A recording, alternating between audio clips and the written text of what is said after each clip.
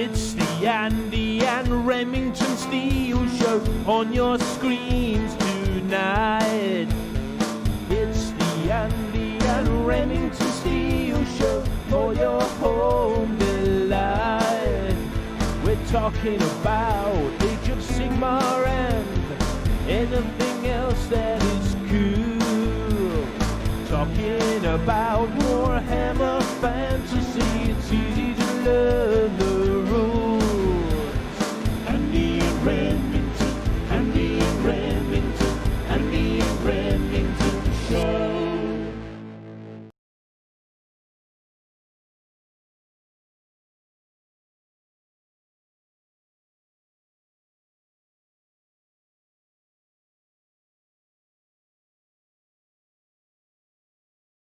Welcome one and all. It's time once again for the Andy and Rem Show, episode 126. As I remove this beautifully clickbaity thumbnail, welcome. Joined as usual by Monsieur Remington from the latest Chateau. Hello, folks.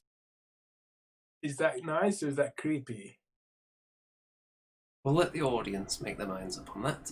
So you've got a slightly different angle again this week, and some might ponder on why your picture is a little bit more narrow than mine, and whether it's something to do with the fact that your PC has blown up. Yeah, it's not blown up. You know, and it's not the PC's fault, it's Microsoft Windows 10. They've just got this weird update at the start of August that's just making my screen turn black. I've tried everything, so I have to basically reinstall Windows, and it's a long story, boring, but I'm on my phone here. So look, I can move it about. HD quality. If you don't like that angle, what about that angle? Chateau de Rem in multi-angled shocker. Oh, I've just crushed some witch elves by doing that. That wasn't so cool. Totally devalued them. How are you going to sell them if you're crushing them all? Well, I don't plan on... Oh, Jesus Christ. Now you can see that. Andy, there's nothing wrong with that angle then.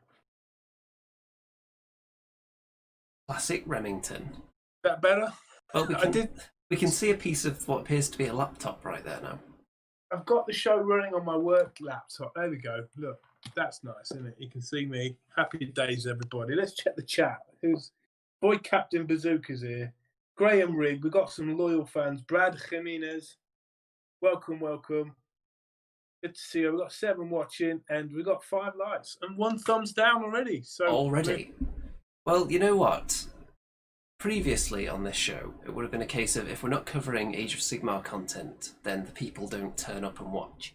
But if you look at our stats, the AOS episodes have actually got less views than all the other topics in the last couple of months. So what's the reasoning? Is shock horror AOS becoming boring? I think it's because initially, even when we started veering away from tactical insight, I think people still tuned in thinking we might have some of that. And in our prolonged absence, maybe they've sought out something else that actually gives them real tactical hints. And now they haven't come back. So we're just relying on the old core that tune in regardless. Plus, whichever people like to go after the clickbaity thumbnails, like the one for this video. So that's my feeling on it. Well, look, if you're into casual wargaming fun and chat and stuff that you don't get anywhere else, right? You come to the right place, exactly the right place. You're not going to find out the ins and outs of Games Workshop as a business, as a hobby paradise for us lot anywhere else. And talking of holiday paradise, is it time to discuss what happened on Monday? It's time to look at something right here. Oosh. So, as you know, everybody, before we start talking about arguably the most hideous tank of all time, according to some people, then it's time for our weekly Remington's Millions GW stock update. As you know, he invested a reasonable sum into GW, and he's Mhm. seen that steadily rise over the last months. He says he's in it for the long haul, but Mm. it seems like we've got another all-time high to discuss now. So is that going to break his willpower? Let's find out. You want to give us the scoop on this? Well, for a month, Games Workshop has been sort of going a bit sideways and down, and maybe its all-time high of, I think, around £90 a share was in jeopardy of being lost forever until Monday. And did Remington sell? After all the pressure, peer pressure, Andy, people telling Remington to sell. I did not. I held. I held just as Mel Gibson said, hold when the English were charging back in William Wallace days. The most Braveheart. historically accurate film ever made, or so I'm led to believe. Well, I held firm and I was rewarded because on Monday it became clear that Games Workshop had its most profitable quarter again ever on record. And within seconds, the share price shot up to £105 almost, £104 a share. So I'm now on 60%. I've got 60%. I'm up 60%. It's a very tiny article you linked there. There's only about 4 sentences, and then you just scroll down to all the other madness. Let's hear what the news people had to say. Well, shares in Warhammer Maker Games Workshop soared as it said it had beaten forecasts again. So, sales in the 3 months to August hit £90 million compared with 78 million in the same period of last year. So they really did pull out all the stops lately with GWA though, haven't they? With the new highly anticipated 40k edition, lots of other spicy goodness going on. Yes, but looking into the small print, Andy, what's recently happened is almost doubling the income figure is the IP of games revenue that use Games Workshop characters and games ideas. And I don't see that stopping anytime soon. I think it's like massive. And even though like the British economy is really suffering hard, I think Games Workshop is clearly thriving, and I always knew it would, and that's essentially why I invested in the company because I love the company. I'm a big fan, always have been, and invest in what you know. So I could see only good times ahead. Are you And I sticking think with it? Or are you going to dump that stock now that it's hit an all-time high again? Can it possibly go any higher than this? I'm tempted, but I bought it in January. I said I'd hold it for a year, and I'm going to hold it firm. If I can reach 100%, that's doubling my money. I bought 10 shares. So let's see if I can double my money. And if I can't, then I'll keep them. It's cool. I don't mind.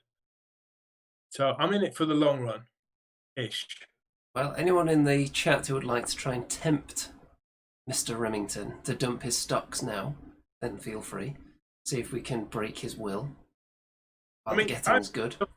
Andy, I was taught something that the way to become like financially wealthy, not that that's the be all and end all, is to earn money while you're sleeping, if that's possible. So to have money work for you, and when I first talked about these stocks, I was talking about them when they were like £75, £8 a share, and now they're at 102, £103, something like that. So what more can I say? Remington. I'm looking forward to when you finally do dump these stocks and invest in something else, and we can have updates on that every week as well. Well, I've actually invested in a whole bunch of other stuff too, by the way, but that's a whole other story. Is that being saved for Remington's Millions YouTube channel, which still hasn't been set up, by the way? No, well, I've been busy. I've been busy investing and actually learning to be able to tell you what I'm talking about with some knowledge, right? Investment skills such as stay in for the long haul regardless of what the price is. Well, if you know something that other people don't, and I knew, and we have to remember, not many like investors know about Games Workshop. Like they'll know about Tesla, they'll know about building companies, and of course the famous things like Walmart and Boots and things like that. But Games Workshop is not that well known. It's really just a hobby, and that's the same way with shares. So um, you can really find some hidden gems, and that's what I did with this. Well, Anyway, we've got some questions here. we Marissa, have. hello, Marissa. I've not seen you in the chat before, so welcome. Total War Warhammer 3 is coming out this year or next year, right? I mean, obviously, that's a big, big earner for Games Workshop, right? I would Um, imagine. would you be getting it, Andy? I don't see why not. I did play the others. Maybe not for the thousands of hours that you put into them. I put thousands of hours into those games, man, thousands. So, yeah, definitely Warhammer 3 is going to be flipping phenomenal. I'm predicting next year, though, just because they've brought out 2 games this year already. That is, the company that does the Total War stuff. So, What do I you want think to see next in there? I want Chaos Dwarves. ogres. I want to see ogres and some chaos dwarves. And there's going to be Zinch, there's going to be Nurgle. I think there's going to be the 4 gods of chaos there for sure. What else? We might see things like what the giant Skaven called? Those 4 like godlike Skaven things. What are they called? The big ones. Someone tell me. Your mind goes blank when you do these shows. Yours certainly does. Well, there's the big Skaven models, like the kind of like demigods, weren't they? Big one. I don't remember big Skaven demigods. Someone will know in the chat. You'll get there. Oh, you'll get them. So hold on, ogres, chaos dwarves, Hellpit Abomination, Vermin Lord. vermin lord, yeah, but also the hell pit. That's not already in it. I think it's already in it. I think, yeah, it is. So yeah, you'll get the vermin lords for sure. What else might you get? Have we forgotten any races? There's lots of small minor races that have been in Total War already, or they could do at some point. I can't think of any off the top of my head right now. They've done a lot of the weird ones you wouldn't expect them to do. That pirate race that they did, the undead pirates. Pirates of Sartosa, Yeah. which was a gaming idea I had about 4 years ago, but whatever. So, what else did we have? Dogs of War, Alexander Dogs of says. War. Yep. Want to see Phenomenal. them. I think they've just about like covered almost everything, right? Obviously they haven't covered like Nippon, they haven't covered the Arabia things, but they were all like they were not even subplots. Those things they were just referred to, and you saw them on the map. So they're kind of stretching it there, I think. How do you work a Dogs of War army? Because it's all very well going around on the map hiring mercenaries, but you can kind of already do that with the other factions. So what unique mechanic would they give them? I would say possibly that you can hire out your units in your army to adjacent allies would be an interesting feature. Yeah, or you could have mercenary lords, and they have particular dogs of war units that are affiliated with them. Like you could have, say, like Marco Colombo, and he'll have like more sort of pikemen and conquistador type. Maybe what's the Spanish thing called? Estalia. He'd have more Estalian units. And you could have a couple of other mercenary lords affiliated with different parts of the map, and therefore they'd have different types of mercenaries, right? And you can even have a dwarf mercenary lord. So I think that could work, because the way that the races run, they run by lords, don't they? Right? But ogres will be like so much fun, right? Have you intentionally disappeared? No, I pressed my thing by accident. Where's Discord? Oh, bloody hell. I'm still here, guys. There you go. I'm back. There you are. So you had the big fat ogre lord, didn't you? What's his face? He sat on that throne held up by Noblars. I can't remember his name. Oh, someone says that. Oh yeah, William Matthews says Hobgobbler Khan. Well, that's not the one I was thinking of, but that would be cool. Have hobgoblins, definitely. With Fishmen. the, Fishmen, Raphael says. It's been a while since we had talk of fishmen, since they kind of appeased the fishmen legions for a while, didn't they? With the fish elves that they released. But it's not quite the same thing. They're not quite fishy enough. We're talking like human bodies almost, but with fish heads on them. That's what we want, really. there's a few cool ones. Graham Riggs said I had Mad Muller's Death Commandos. They come up on eBay every so often. I like those. They're sort of like Crusader Arabic kind of like, Saracen type figures. I like them a lot. Yeah, it'd be good to have a whole Saracen mercenary force for sure. Yeah. You know what it's time to do? Let's blitz through some new GW stuff that we're not that bothered about. But we will get to this thing in a minute. So let's start at the top. This is some new 40k stuff. So I'm just going to scroll down, have a quick look at each thing. So let's get past all the text because we don't need to see that. So here's a big Necron thing, which reminds me a little bit of the Mortis engine with the steps and the cloak flowing down it. Got that kind of vibe going on. I ought to actually have a look at what you're showing people right now. You probably should. That would be a good idea. It's Okay. got a big green floating body at the top there. That's kind of cool. What are those two shields for? I would imagine for shielding it. Okay. Does he like control them telepathically or something? Who knows? Let's stay yes. Yeah. The Silent King.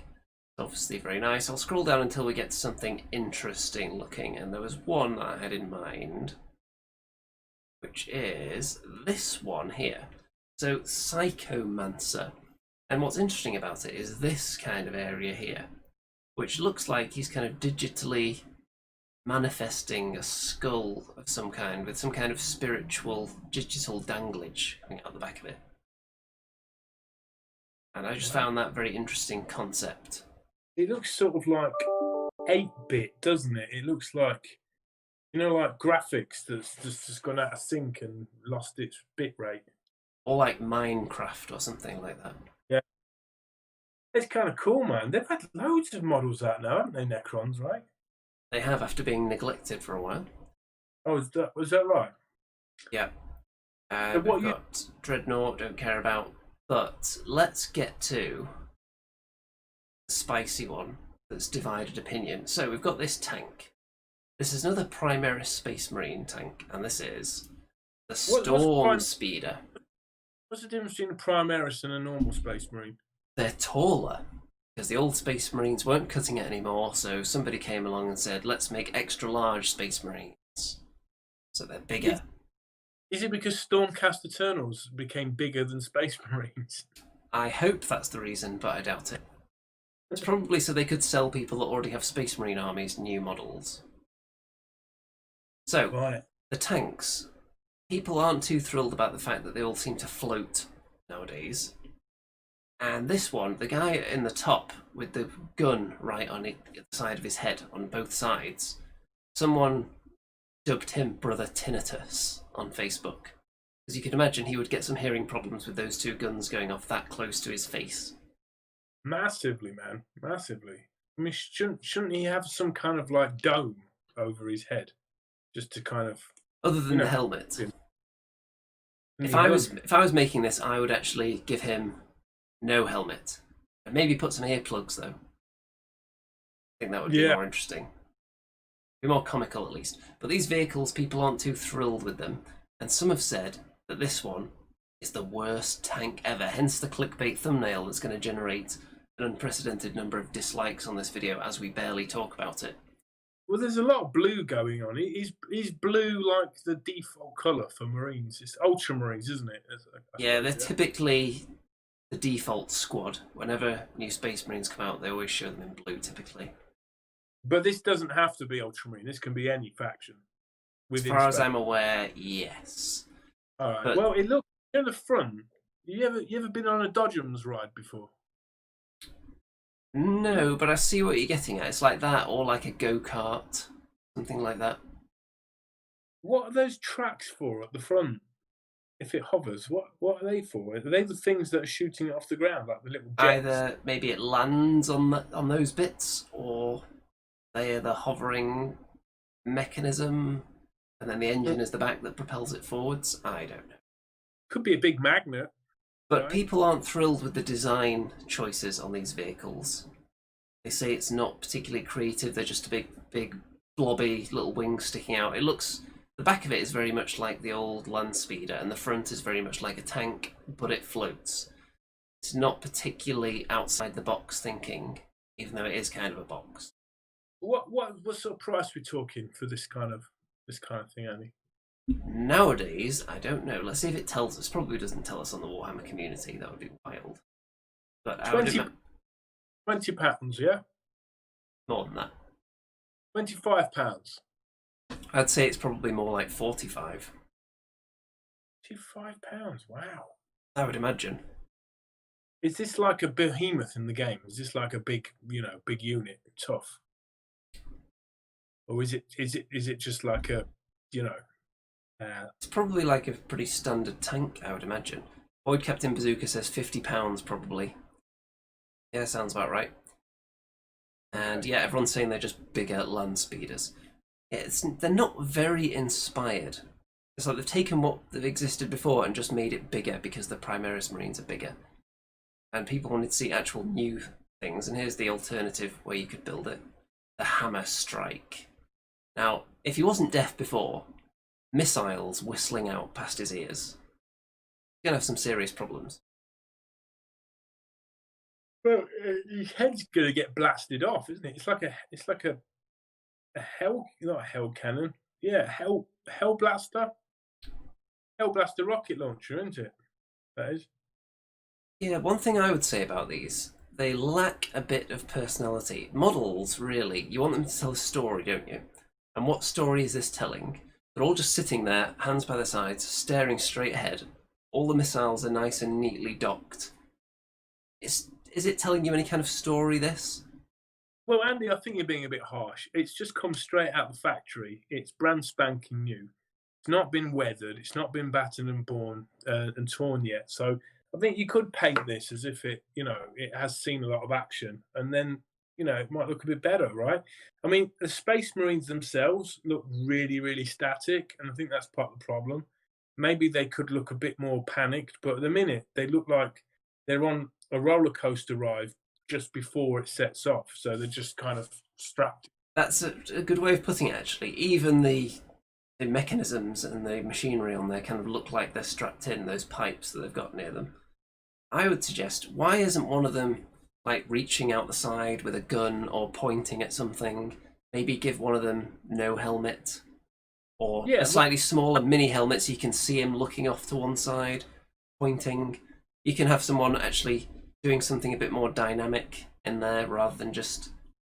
Yeah, what if one of them's got a little pistol out and he's shooting like a bat that's clung onto the speeder or some kind of... Do you know what I mean? It's in the air and some winged creature's attacking it and he's sort of like smacking it with a spanner or something. Anything, but in this day and age, when they have all these ridiculous models that are built up on swirly business, with all kinds of bits dangling off them and no end of the craziness, this is just very straightforward, not very inspired. Sean Blake said in the chat, nothing but a couple of experts here. That is correct. But if this was I think if this was Age of Sigmar, it could look a little bit more action packed for sure. But you can always convert stuff, right? If you think to something like the Caradron Overlords, their big ships, they have much more of a personality going on. You've got the guys who aren't just firing the guns, but you've got people just on the ship, visibly operating it and taking part in an activity a bit more exciting than sitting there staring forwards with their hands by the sides on the roller coaster. I think those models are much more interesting. The weapons can point in different directions as well, and I assume this thing can turn to face in a different way if you want. But I think it needs some serious conversion work to make this a bit more spicy. It's too clean. It's too clean. How is it mounted? Is it on one of those clear things? Can it do a 360? That'd be good, wouldn't it? If you could like spin it around. I don't think it's mounted particularly high. I think it's a pretty low mount if it has one at all. Right. But you could probably give it the 360 treatment. I mean, I guess people love it, right? Otherwise, they wouldn't make it. Well, there's a difference between people loving it and people buying it, I would suggest. I think if they make the rules good enough, people will buy it regardless, because 40k is a very popular game, and a lot of people play Space Marines. I disagree. All the actual evidence that I've read about tells me that a huge percentage of people in Games Workshop are hobbyists rather than gamers. Like they like the models, or they want to play, but they never quite get around to it because they keep buying models. I don't know, this kind of model just looks to me the lack of effort maybe that's gone into it. I don't know whether that's the fault of designers, whether they even have a hand in what it looks like in the end. But it seems like it's a case of, if you hadn't just said that about the models selling really well to hobbyists, I would say that this looks like it's been aimed squarely at people who are going to be buying something regardless. They've put in the minimal effort, and then they give it good rules, and it'll sell. And then they crank out another one the next month. It doesn't look like that much work's gone into it. Yeah, but I mean, look at Airfix models, right? Look at the train models and stuff like that. That's what it is, right? But that's not what they've done in Age of Sigmar, though. The models are really crazy and inspired, and people sitting on top of stuff in weird ways. It's all wacky and inspired. This is very clinical and straight off the factory floor. And yeah, I mean, the Necron thing looked like... The Necron's much more interesting. They've got personality in them. Let's have a look at some of the Necrons again. Some of the infantry, even. They've got kind of action poses going on. At least there's that. But the Necrons, let's have a look and see if any of them are telling a story. This guy certainly is. He's pointing, he's manifesting something. There's action going on here. Mm-hmm. Even this one, that's very fluid looking, with these tendrils coming off there. Wow. Not the most action-packed pose. It kind of reminds me of the Matrix a bit, you know? Yeah, all these poses give you a feel for something. Even the little skeletal face expressions, the position of the arms, mounted on danglage again. And this guy, definitely, look at the anguished look on that at the top of his throne. Now imagine if that just had a blank expression just staring straight forwards. It wouldn't have nearly the same effect, would it? Yeah, that's phenomenal, man. There's so much. There's a story there, isn't there? There's a story in that model. There is, and then we get back to this, and it's just... Yeah. It's just not that exciting to me. No. A few years ago, fine, but they've raised the bar so much with the other ranges that they've even got on this page that I would like to see something a bit more from the Primaris Marines, the pride of the Imperium. Yeah, I mean, because, you know, when you look at, like, Rome, right, and the, the Emperor's Praetorian Guard, it was, like, full of, like, what's the word? Pomp and extravagance and stuff, right? So maybe shouldn't the Primaris Marines be a bit more, fancifully dressed? If you compare it, the Necrons, people would think of them as kind of these emotionless husks that are just purely functional. Yet all of them have way more personality than any of these Primaris Marines. So it's kind of the other way around. You'd look at the Primaris and think that they're the soulless robots that are purely there to serve a function and then shut down. Well, I think, look, Raphael Madge, thank you for writing, guys. He says, but how many action tanks can you have? Imagine having 4 with the same dynamic pose. He's got a point. If you're going to have 4 identical tanks, then maybe. But there's even in the box, there's 3 different ways of building it. that they've shown here. So you could have a different kind of crewman, perhaps on each one, doing something different, one of the crew, in a different pose. Like, why not have one of them, not necessarily something as crude as standing up, like clearing out a jam in the weapon, which is maybe more of an orc thing that you would see, but just something going on. There are people paid to do this stuff. Someone should be using their imagination. Some plumage on the helmets, maybe? Anything like that would even help. Yeah, well, okay, well, there you go. Yeah, it just needs a bit more spice, I think. A bit of Nurgle there. Anyway, so let's move on to this new Necromunda stuff. Brad says, I think it has to do with the amount of negative space in them. Interesting. Okay, let's have a look at some of this stuff. Necromunda. Well, first of all, have we got a bit of a Necromunda update? Have you made any progress on your Escher? Yeah, I've assembled 5 Escher models. Got them in front of me. I've never painted a 40k-esque model before, so that'll be cool. But, you know, I've painted loads of witch elves, so they're not so far off from Clan Escher, are they? They've just got more clothes and more guns. But we'll see. I'll keep you updated. They're a lot smaller and finely detailed than I thought they'd be. So I'm definitely going to need some magnification when painting those. I'm not sure if I've... While you're talking, I'm not sure if I've given any update on mine recently, but this is what they're looking like still currently. So a variety of flesh tones going on there, but still plenty of work to do, obviously. So what were you saying? Oh, yeah, they look kind of cool. So these new models, they're called hangers-on, and anyone can hire them, right? They're like mercenary. Yeah, they have a lot of mercenaries in Necromunda, which presumably, if they release something for a specific faction, it's only going to sell to those players, whereas mercenaries, everyone can have them, really. So right, this has got a bit of personality as well, hasn't it, if you look at this? I like his boots, man. They're cool. You can imagine a story with this in your head. If you plopped this model into a diorama, you could easily build a story around it, couldn't you? He's talking to somebody on his little watch thing there. He's got a gun hidden behind his back. Your mind can run away and come up with something just based on these pictures, can't it? Is that a glove on his crotch there? He's taken his glove off, hasn't he? Yeah, which another nice little touch. Yeah, he's really cool, man.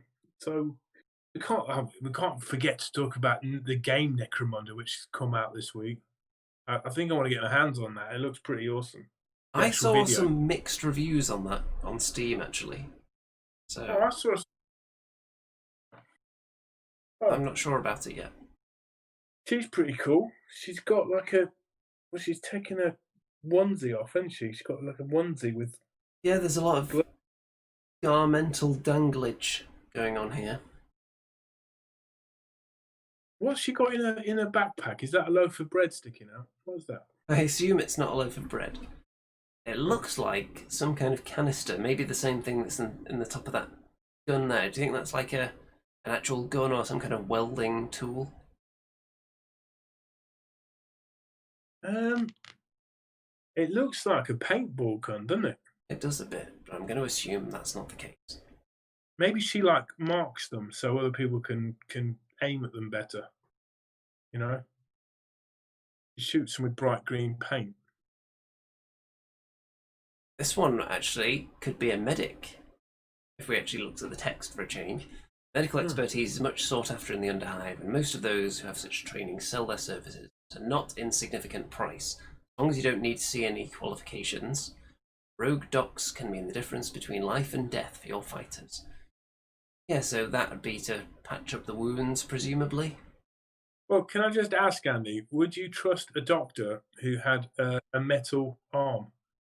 So, you know what I mean? You've got an arm wound, you've been shot in the arm, and she comes up to you and goes, yeah, don't worry, you'll be all right.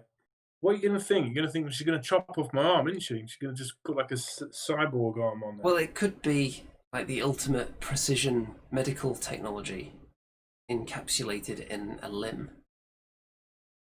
holding a grenade. Well, let's ignore that bit. Sometimes you need to open the wound quickly. Yeah, And she's got that's the lot for that.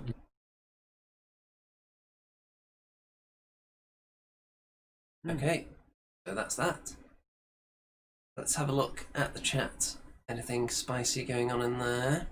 Raphael's is very nice. I assume that was directed at my Necromunda dudes. The corpse grinders, or the mustache grinders as I've called them since I've given them space wolf heads. And these are a couple of the main big guys, not the little wimpy ones. Giving them all different colour hair, like all the colours of the rainbow. All weird and wonderful. And then, I don't think I showed these today, these are the Escher models, which I've given corpse grinder weapons and heads as well. At what point will it focus? My face is too tempting to focus on.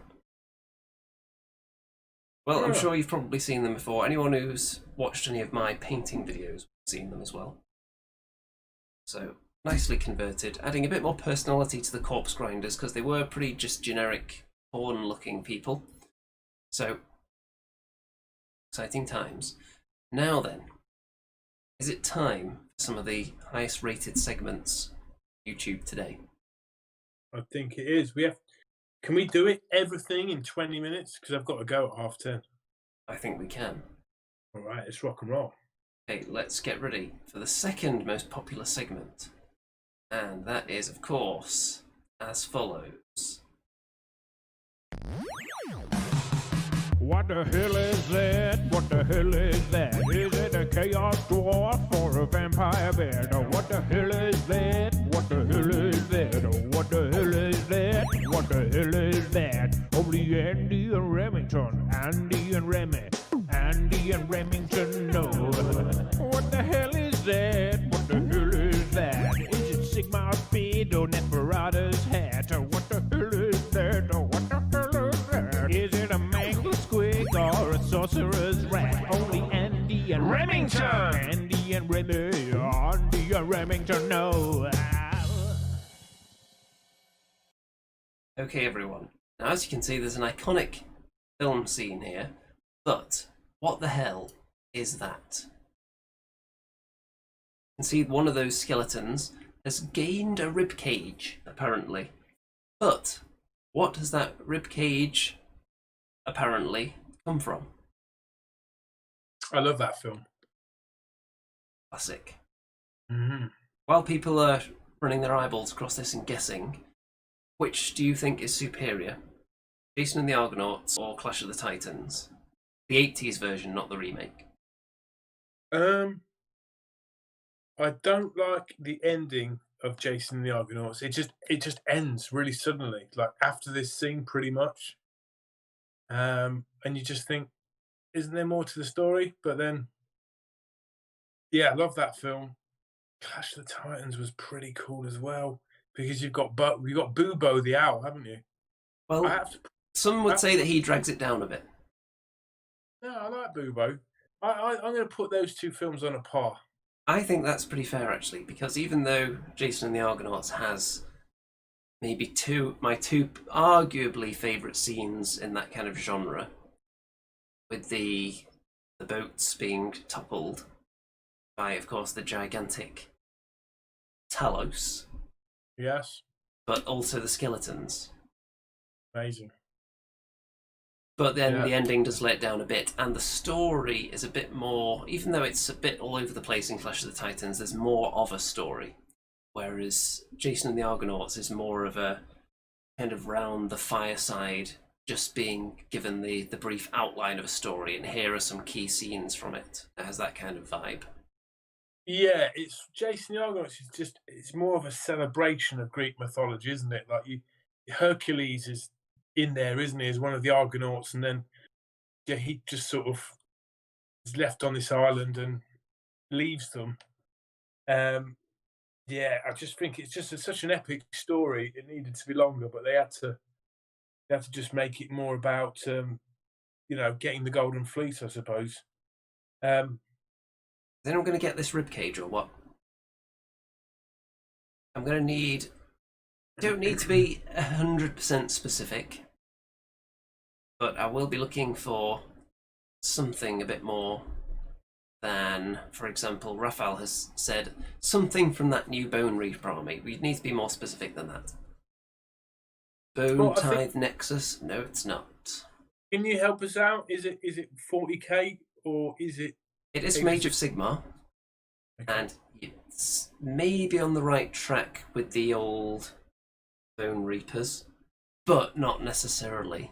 It could be something quite similar.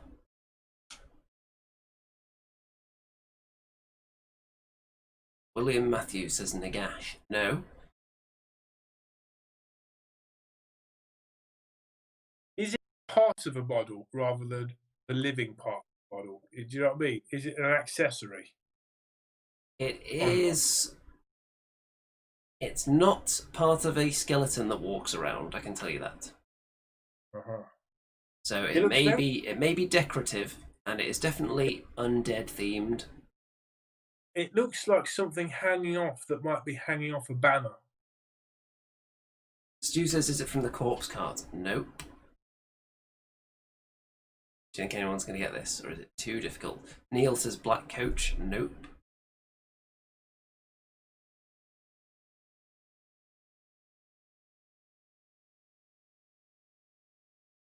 If I tell you that it's actually from the Flesh Eater Courts. Right. John Blake says Mortist. Nope. So it's not from the Bone Reapers. I don't think anyone's going to get this. So I'm going to just show you now. And it is... Find it. There we go, look at that. It is from the Chalice of Ushoran. It's an endless spell. Ah, nice. There you go. So look at that, ribcage seamlessly planted to a skeleton. And with They've used that base for one of the Nighthaunt endless spells with the hourglass in it. Yeah, it's very thrifty of GW. Let's move on. Everyone's favourite segment. Have you got your instrument ready? Yeah, let's hope it doesn't cut out again. Well, it was a lot better last time when you were on your phone, so maybe it'll hold up again.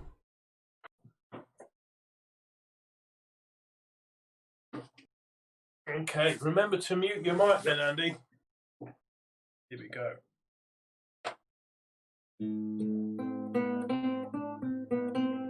That cutting out? Sounds okay so far.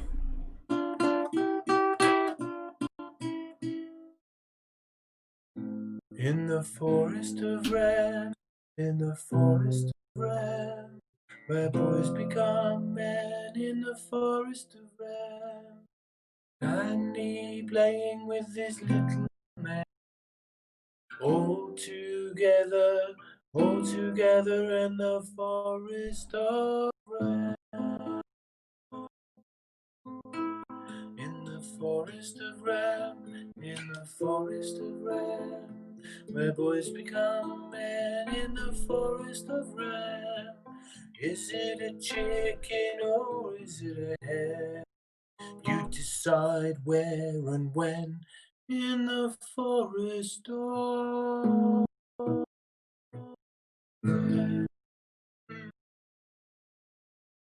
Is it a chicken or is it a hen indeed? Now then, audience, you may recall last week we left off on quite a cliffhanger as Remington faced off with Remington the Ever-Chosen, his future self, who has somehow manipulated events so that our hero Remington has found himself amassing the souls and the life juices, the untapped power of other Remingtons from around the different dimensions, has harnessed all their energy, unwittingly delivered it to Remington the Ever-Chosen. And Remington was then sent away on a quest to acquire 4 comrades for a final showdown with his future descendant. And with that in mind, Mr. Remington can choose which location he would like to seek out a band of misfits to take the fight to his nemesis. Would you like to try an inn, a market, a swamp? What have you got in mind? A market. Might get some good deals in there. A marketplace. Remember, you're looking for 4 comrades. So, Mr. Remington marches for 17 days and nights without rest, seeking out an adequate marketplace. Traipses through swamps, traipses past dungeons, neglecting them, not entering them, staying away from dimly lit areas in general, until he comes across a small market town run by fish people. Ooh. What's it called, this town? It's called Blub Blub Blub Blub Blub. Nice. That's quite a memorable name. Yes, that is the fish people language that you're only slightly fluent in. You couldn't really hold a detailed conversation. You just know the pleasantries and the essentials just to get around town. But you have found that there's a human section in the market. Well, this sounds like a good place to get some deals and recruit some hired hands. So, yeah, let's have a look around, see if there's anything of interest. I can maybe trade for something that's in my bag. Okay, so we have to determine what's in your overflowing sack at the moment. So, I remember you scooped up a ton of gold from those dwarves recently. So there's definitely some gold in there for making purchases. You've got your mandolin, I believe, still, which is kind of jewel encrusted. Yeah, I can't sell that, surely. It's magical. Used it to charm many a beast. And anything else that you recall in there? I think you still had some squid juice, actually. Yeah, I'm sure I had something I could eat in there. So if you want to, before you head over to the market and try and look for some deals, would you like to roll the dice to see if you've uncovered anything else in this seemingly endless magical sack? I would. I've got my skull dice ready. Skull dice is back with a Remington. And that's a 4. 4, that's not bad at all. So as Remington reaches down into the depths of his sack past the untold amount of gold coins, he finds a jar containing what appears to be some kind of glowing pixie creature. Oh, wow. Yeah, yeah, it could be like a genie in a bottle. Okay, let's get this. Let's buy it. You already Buy own it now. Oh, I own it already. No, we're not selling that then. How come I've not looked at this before? Well, I don't know if you've picked up on this over the last 10 or so episodes, but this sack is actually magical, and whenever you reach in there, something new pops out every week. I'm not putting this back in the sack because then I might not ever get it back.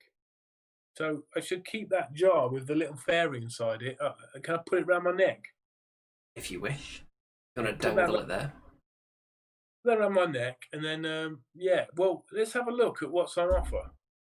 Okay, so you're working your way around all the various market stalls. There's your various fruit sellers, of course, people selling fine silks and spices and all that kind of good stuff.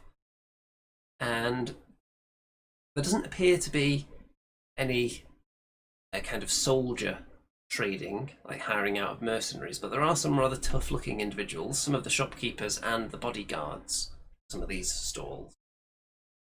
So you could possibly question some of those, see if any of them are available. Well, bodyguards don't sound like they're too tough. Not for the sort of places where I go and fight my battles. Well, you're gonna just approach somebody and maybe inquire as to where you could get some hired goons. Well, I think it would be better to shout out a challenge and say, "Who's the hardest one here? I've got gold at the ready. For anyone willing to fight, I need a champion." Very well. So would you like to roll the dice? Let's see what kind of caliber people you're going to attract with it. Here we go. Remington. Oh, it's a 2.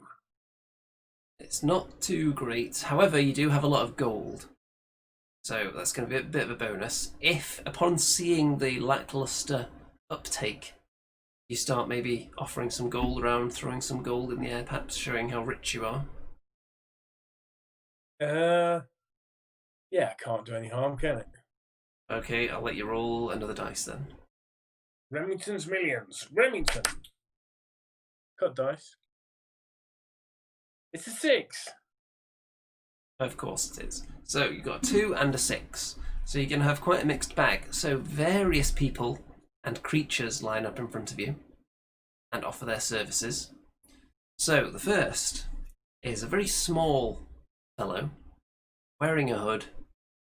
Small, sneaky, mysterious type, and his name is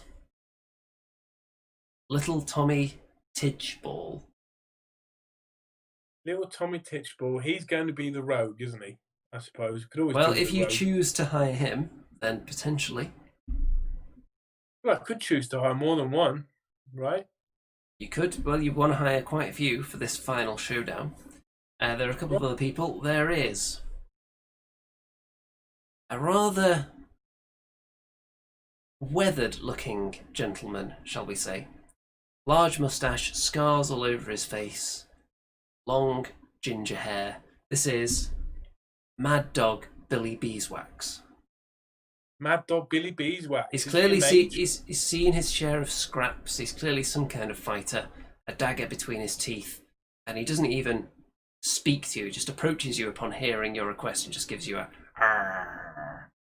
I like the sound of him. He could be good cannon fodder for sure. So you like the sound of Mad Dog Billy Beeswax? Yeah, and I like the rogue. I think I should give each candidate a little test. Okay. So the test I should give to the rogue would be, can he steal the fairy from around my neck? Okay, roll the dice. Okay. See if this guy's any good, right? Remington. That's a 4. Well, he looks up at you and says, "What fairy?" You look down at your chest to see that it is not there anymore, and in fact, he whips it out of his pants. And he's had hold of it for the last couple of minutes, in fact, before you even made the request. Wow. It's like I've got David Blaine on my team. So Alright. on the one hand, he didn't steal it while you were looking out for it, but he did preemptively steal it. So he's got some stealth about him, certainly. Little Tommy Tidgeball. In case you can't tell, I've got some of these character names written down here because there's going to be quite a lot, and I want to keep track of them for a change, rather than changing the names every week. Let's keep Tommy Tit. I like him. Okay, how are you going to test Mad Dog Billy Beeswax? Oh, got any suggestions from the audience here? How do I test Mad Dog Billy Beeswax? Obviously, I don't want to get any more beaten up because I've been absolutely thrashed on this adventure. That's partly my fault, but yeah, basically, I need someone to take the brunt of the fighting. I'm sure he wouldn't mind a few more scars, but I need to test this guy. Well, while you're working out what kind of test you're going to give him, another character approaches. This is seemingly a dwarf with a large beard, but all kinds of weird accessories hanging off it. Like little tubes, wrenches, all manner of tools. And his name is Derek the Dangler. Derek Dangler. Okay, Derek Dangler and Sons.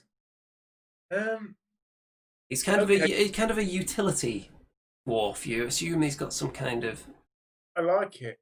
Hands-on DIY mechanic experience, perhaps. I like it. We'll come back to him in a second because Void Captain Bazooka has said, ask Billy if he can punch through a tree.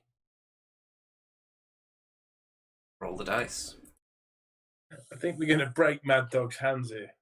All right. Now, maybe he's got like a secret way. Remington. It's a 6. Well, Mad Dog punches all the way through the nearest tree and takes out an entire spice stand in the process. So you're on the brink of angering the locals here, but he has proven his worth. These are exceptional individuals. So I shall go to the dangling dwarf and say, okay, do you think he can pick a lock? Or do you think he can he blow up the tree? How about that? Yeah. Roll the dice. Okay, let's see if he's a true dwarf engineer. Surely he can do something usefully destructive. Remington, that fell out my hand, but it's a 2. That's not very good. So, Derek the Dangler, he forages around in his beard. He doesn't seem to have any dynamite on him at the moment, but he does have a corkscrew, which he inserts into the tree, starts like screwing away at it, making all manner of crevices, weakening its structure, so that potentially it could be felled much more easily now, but he hasn't blown it up. But he showed that he's got some ingenuity about him, Okay. even if it wasn't a spectacular display. Is he any good in a fight, though? Let's, What does he need to be when I've got Mad Dog on my side, right? No, I think I'm going to stick with these 3. They seem pretty cool. You like the sound of them? So do you want to hear who's next? What, there's more? Yes. Yeah, sure. So, there is a wild-eyed woman, Deirdre Doomslayer. Maybe as mad as Mad Dog. However, rather than being all battle-scarred, her face is actually completely covered by a metal mask. So you can't tell what's going on under there, but she did tell you her name, and she's armed with a gigantic 2-handed sword, as tall as a man. She's sort of like an assassin, executioner. Maybe there's more to her. Is there any test you would like to offer up to Deirdre Doomslayer? But would you want to take a mad woman on tour with you? Maybe her and Mad Dog could form a romantic companionship. Who knows? I should test her, really. Okay, can she chop the tree in half with her scimitar? Roll the dice and find. Yeah, well, she really is, because she's going to need to be on this adventure. No hold bars, action. Remington. It's a 4. It's a 4. Well, considering the tree was already slightly weakened from that corkscrew, it's just a whoosh. And at first you don't think anything's happened because the tree is perfectly still, and then very slowly it's crushes another market stall. Wow. The locals are not impressed at the moment. So you've looked at 4 people so far, haven't you? Yeah, I think 4's too many, to be honest. Well, it was requested that you were to bring 4 with you, but there is one more person who wants to audition as well. Okay.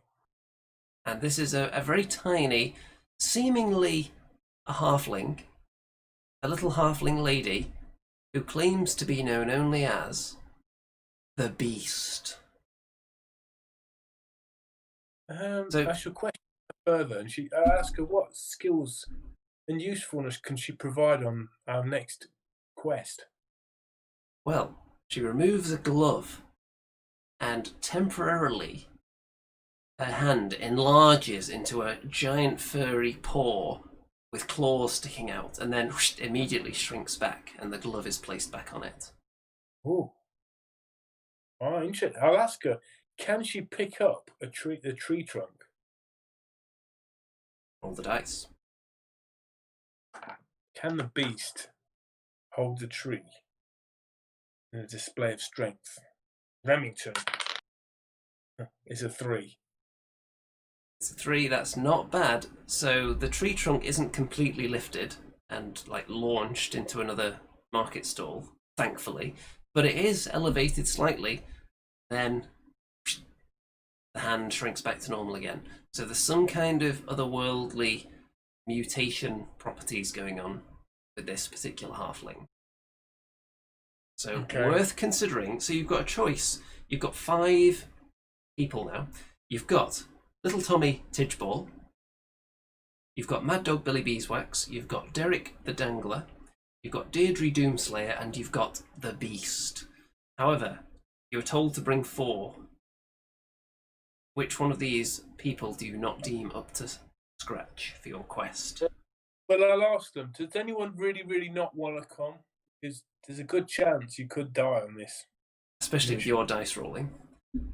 They all seem very eager, actually. Okay, I'm going to ask each one why they want to come, and the one that gives the worst answer is not coming. Okay, Little Tommy Tidgeball, instead of responding to you, kind of gives you the money gesture. Clearly someone after your own heart. Mad Dog Billy Beeswax lets you know, in no uncertain terms, he removes the dagger from his mouth and says, I want to kill. So clearly a bit of an unhinged character there. Derek Dangler pulls out some pliers from his beard and informs you that I've heard of you, Remington. I'd like to show you trade and me skills. Put myself to the test alongside the great bard Remington. So he's a bit of flattery going on there, but also eagerness to prove his worth. Then I like him. Deirdre Doomslayer, who has been silent so far, merely raises her sword high in the air and whoosh, decapitates a poor, unfortunate market stall owner. And the head bounces off, and it's rare that it's not you decapitating someone, but the head rolls away to your feet. The blood starts to ooze out, but doesn't get on your shoes. However, the decapitation did lead. This market seller was wearing what appears to be a valuable necklace, and that lands perfectly on the end of your flesh puppet.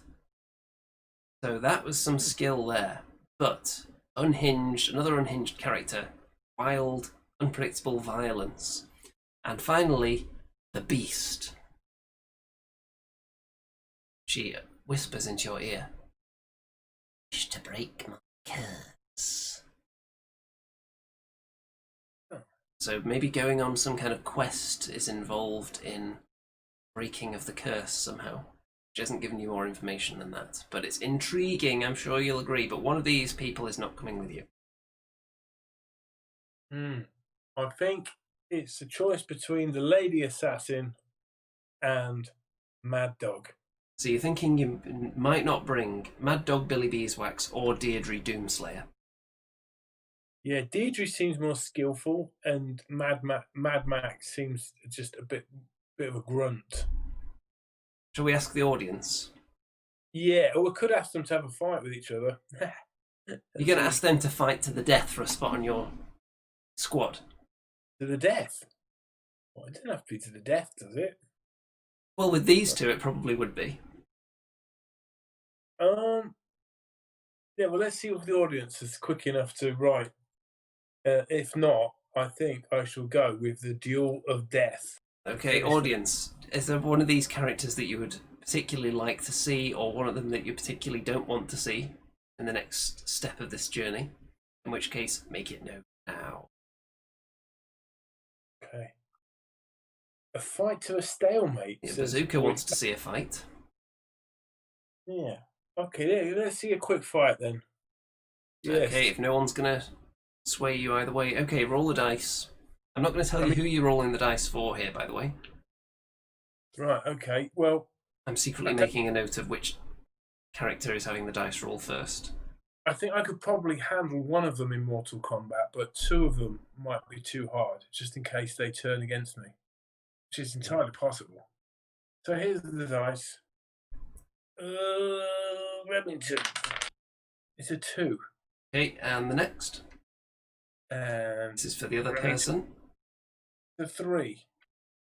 3. Okay then. So Mad Dog Billy Beeswax and Deirdre Doomslayer circle each other, weapons drawn, the gigantic sword and the blood-soaked daggers.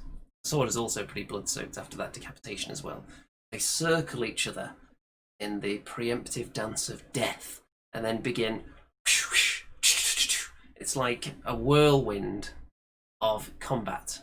And at this point, you're thinking, I'm missing out on one of these people in my merry little band. However, as they spill into the market, toppling multiple stalls, there's barely anything left of this market now. In fact, they land on and accidentally impale at least a couple of the stall owners as well. So you better be ready to flee this town once you've made your selection. However, in the end, with one swoosh, Mad Dog Billy Beeswax is cleaved in two. His torso flops at your feet. Probably no longer an option to join your team, and Deirdre Doomslayer stands triumphant, stares into your eyes, and does a quick pose. Good moves. Well, okay, that decides it then. I shall just bend down and take Mad Dog's weapons, because I don't really have any weapons in my bag, so I really ought to take something with me. Yeah, I think that's the team set then. Well done. Very well, and with that, dozens of angry villagers and traders are surrounding you now and your crew.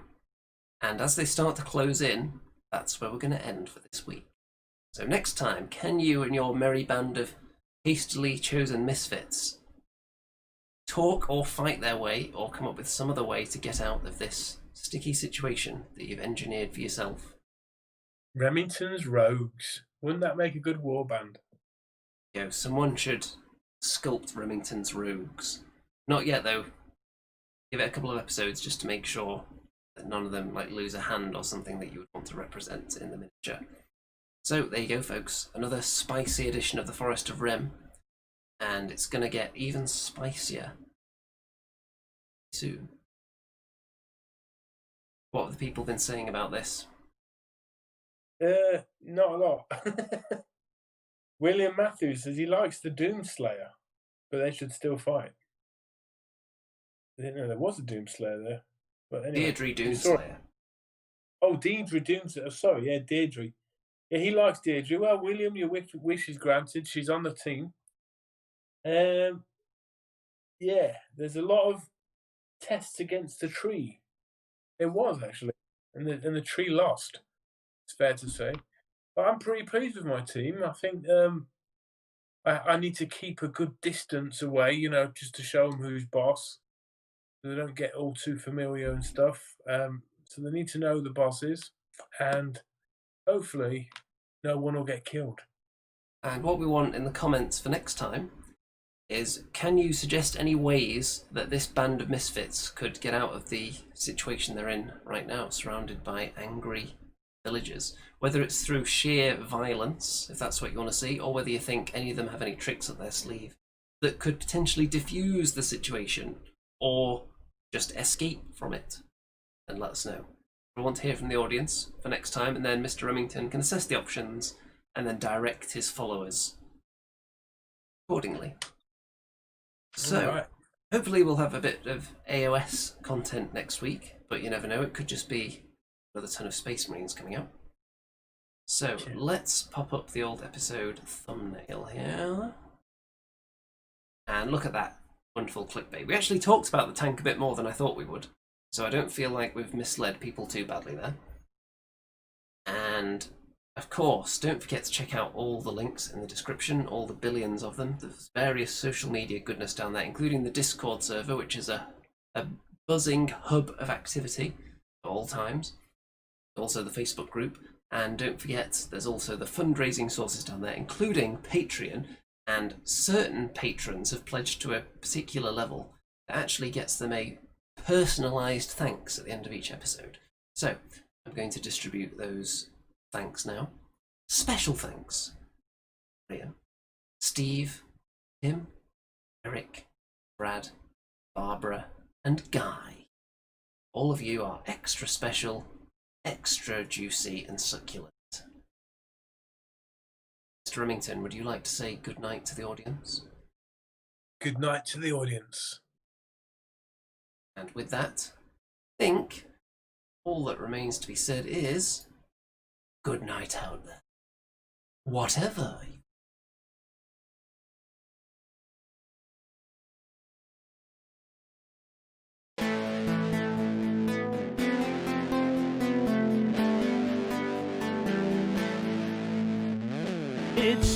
Andy and Remington Steel show on your screens tonight. It's the Andy and Remington Steel show for your home delight. We're talking about Age of Sigmar and anything else that is cool.